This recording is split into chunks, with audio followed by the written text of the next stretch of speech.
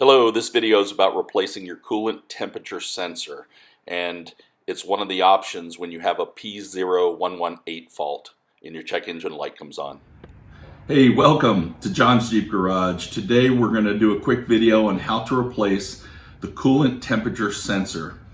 I had a P0118 fault. Usually means that the coolant temperature sensor input is high. Just in basic terms, it's not reading correctly. High input, the voltage being high, means the engine is reading cold, and the opposite effect if it was reading low. But we're just going to replace the sensor. I'm not going to go into all the diagnosis of that fault, but normally it's just either sensor needs to be replaced, the actual wiring to the sensor is faulty, or you could have some rusty coolant which needs to be changed out, that's creating some issues in the sensor reading. But just follow us today, quick change out on that sensor. Thank you. Okay, we're looking at a 1998 Jeep Wrangler 4.0 liter. I want to locate the temperature sensor, the coolant temperature sensor for you. So if you're on the passenger side and you look down, you see your power steering pump, and then you travel down the belt. Right above the belt, about 3/4 of the way, is the housing and temperature sensor, which is plugged in. And if you took that apart, you would find the thermostat underneath there as well. In the beginning of the video, I told you you could have a cable issue or a sensor issue, or I was talking about a rusty coolant.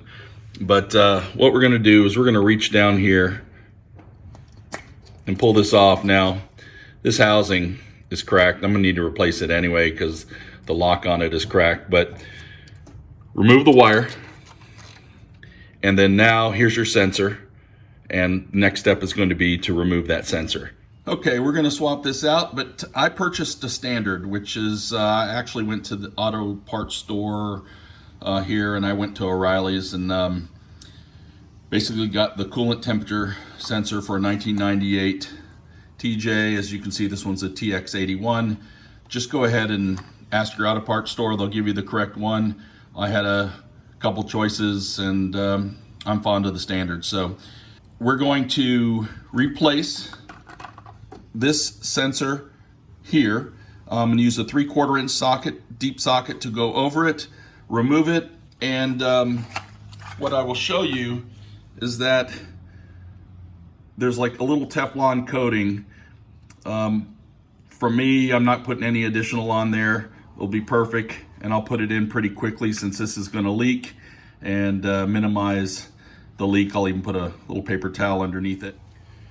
Okay, I'm just gonna throw a little paper towel underneath it.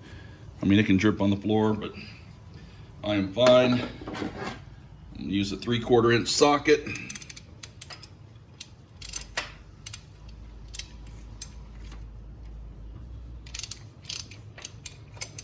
So I can do it by hand. Pull this out.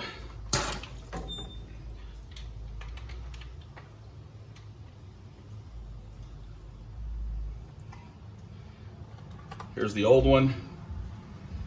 From a safety perspective, my engine was cool, but there still was a little pressure there.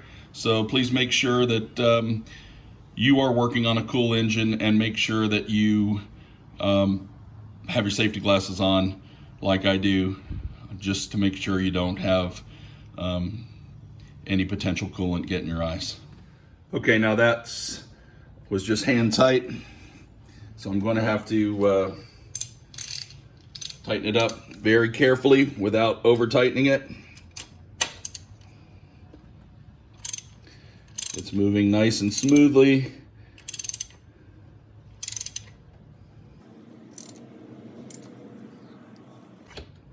Have a snug fit. Okay, 3 things that are very important that I want to stress. Number 1, make sure you're doing this job when the engine is cool. You don't want to have high pressure and heat coolant coming out when you open this up. Number 2, wear your safety glasses, because this can still be under pressure. Like you saw, it was minimal, but still. And number 3, do not over tighten.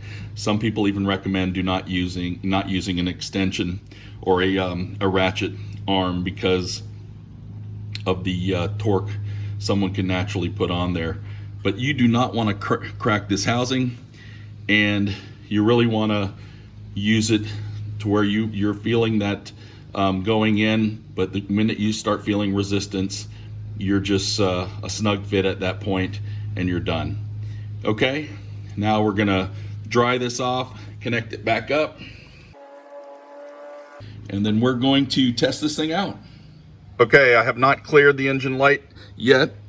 I am gonna read, should be the P0118 code. Yes, so I'm now gonna clear that code.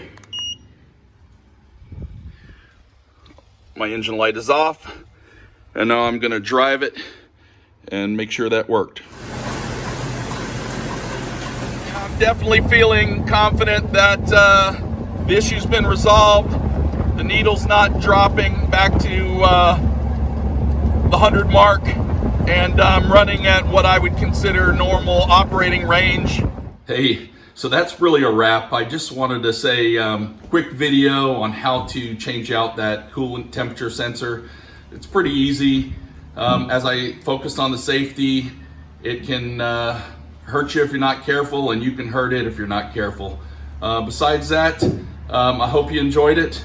Please look at our other videos, and if you haven't subscribed, please do, because there's a lot more coming. And not just on TJs, but JKs and JKUs. We own a few Jeeps. Thanks.